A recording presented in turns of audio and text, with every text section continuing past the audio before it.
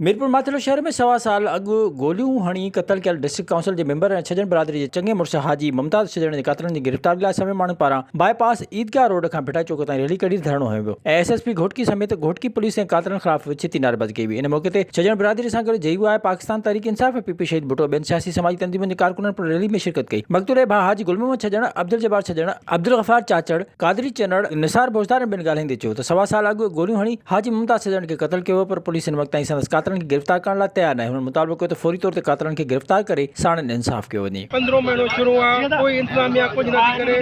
IG साहब के दरखास्त ॾियां, DIG के ॾियां, RPO साहब के ॾियां, SSP वॾा चकर विया हूं, चए तो मां मजबूर आहियां, मां पुॼी नथो सघां, मां वटि हथियार उन्हनि वटि ज़्यादा आहिनि, मूं वटि हथियार न आहे। 15 महीना गुज़रनि बावजूद शहीद मुमताज़ अली छजन जा कातिल अञा ताईं गिरफ़्तार न थिया आहिनि। पुलिस हिन महिल ताईं जेके बि नामज़द कातिल आहिनि उन्हनि मां हिकु बि गिरफ़्तार न कयो आहे। पुलिस सुस्ती जो मुज़ाहिरो करे थी।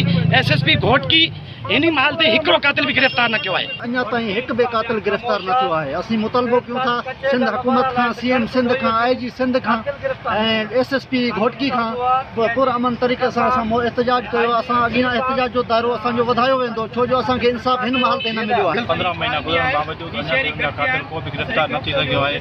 असांखे एहतजाज करे थकी पियूं, को बि गिरफ़्तार न थी सघियो आहे। विज़िट कयो अवामी आवाज़ मीडिया ग्रुप जी वेबसाइट awamiawaz.pk